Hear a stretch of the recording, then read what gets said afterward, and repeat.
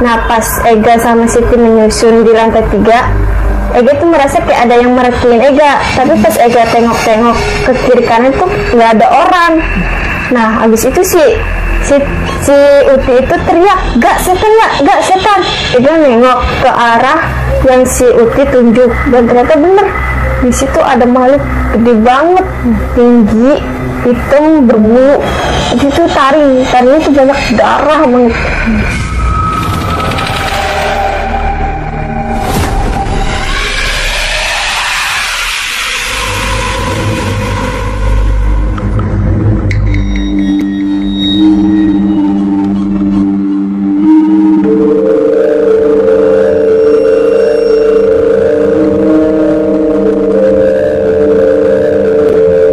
Assalamualaikum warahmatullahi wabarakatuh. Selamat malam Sobat Milenial. Ketemu lagi di channel ini, Cerita Mistis Milenial bersama gue, Ana. Buat Sobat Milenial yang belum subscribe channel kita, jangan lupa untuk subscribe agar gue dan tim cerita horor milenial semakin semangat lagi untuk konten dan upload video-video yang terbaru. Malam hari ini, gue punya seorang narasumber yang memiliki pengalaman horor pada saat ia bekerja di sebuah konveksi di daerah Jakarta Barat. Tanpa berlama-lama lagi, mari kita kenalan aja sama narasumber kita. Selamat malam, Ega. Gimana kabar? Baik, Ana. Lagi sibuk apa nih, Ega nih? Ya di rumah aja kan. Di rumah ya? Oke deh. Ega, katanya kamu punya pengalaman horor nih pada saat kerja di konveksi. Boleh diceritain nggak nih sama kita? Boleh. Boleh ya? Boleh. Oke. Kalau gitu Ega mulai cerita aja. Kan 2021 aku kerja di konveksi, dan di situ aku mengalami cerita seram. Bangunan tempat kerja saya ini terdiri dari 2 bangunan yang terpisah, dan yang satunya ini buat kerja konveksi dan satunya ini buat para karyawan untuk tidur. Dan bangunan yang buat karyawan itu terkenal banget seremnya. Ega sama teman-teman sering banget ngeliat makhluk halus di situ. Teman Ega tuh mau ke kamar mandi, dan kamar mandinya semua itu penuh kecuali di lantai 1. Tapi di lantai 1 itu serem banget, dan dia mengajak Ega untuk menemani. Nah Ega di situ nunggu di tangga, dan dia masuk.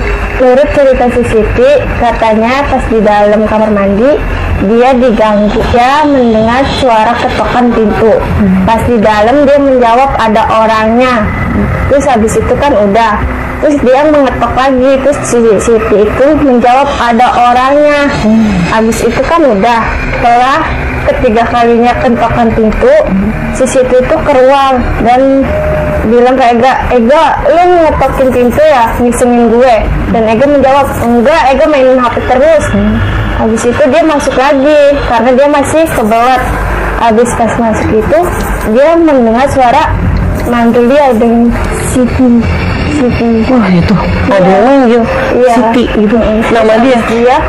Habis itu dia tuh buru-buru pakai celana lagi. Habis itu dia keluar dan manggil Ega, buruan kita pulang, buruan kita naik ke atas lagi. Karena ketakutan kita berdua lari dari lantai 1 ke lantai 2. Kirain di lantai 2 itu sudah aman. Ternyata di sana ada hordeng, dan hordeng itu gerak sendiri kayak ada yang main, dan dia tuh bunyi srek. Situ nggak ada orang kecuali Ega sama Siti. Nggak ada orang sama sekali tuh? Nggak ada karyawan yang lain? Iya nggak ada. Oh, jadi ada yang mainin horden kayak gitu? Iya. Kayak gimana tuh? Lama nggak? Berapa menit naikin ordennya? Ya, lama, kayak bolak-balik srek gitu. Pas itu Ega sama Siti bengong, ketakutan. Habis itu kita lari lagi. Lari kemana Ega? Ega sama Siti akhirnya lari ke lantai 4. Sampai di lantai 4, Ega sama Siti langsung masuk ke kamar. Dan si Siti itu pas dibawa cerita kalau dia itu digangguin sama setan. Nah, habis cerita dari situ, di sebelah kamar Ega kan ada gudang. Di situ gudang banyak banget barang. Habis itu barangnya tuh pada jatuh gitu, brak. Terus Ega sama Siti tuh ketakutan lagi. Terus kata Ega, kita doa aja, kita doa karena kita yakin kalau itu tuh bukan manusia.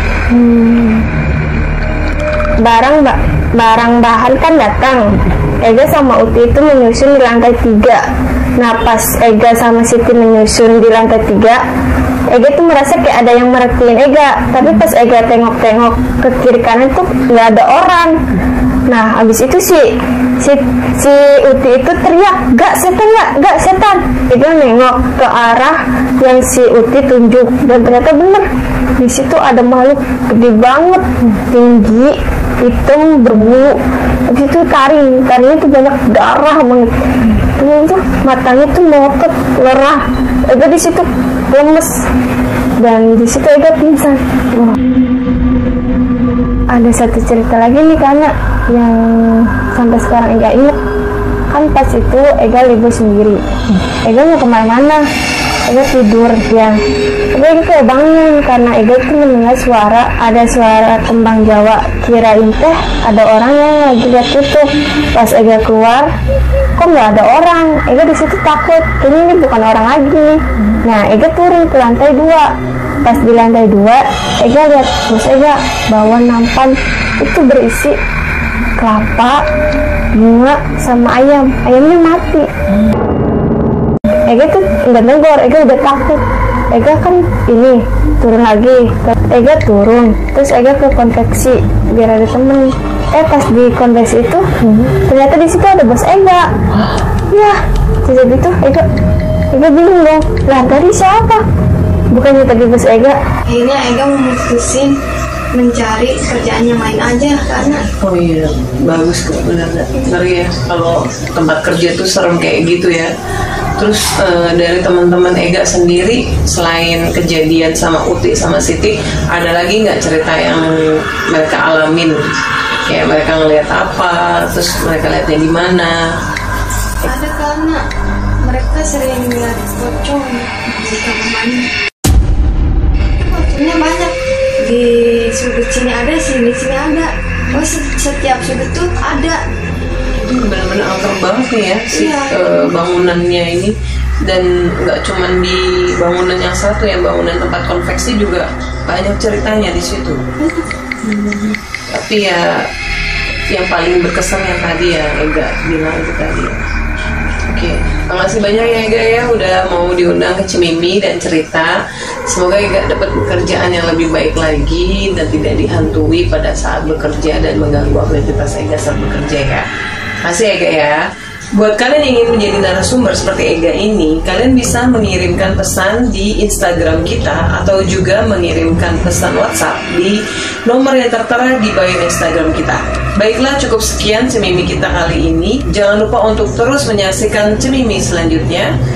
Dan salam Sobat Milenial.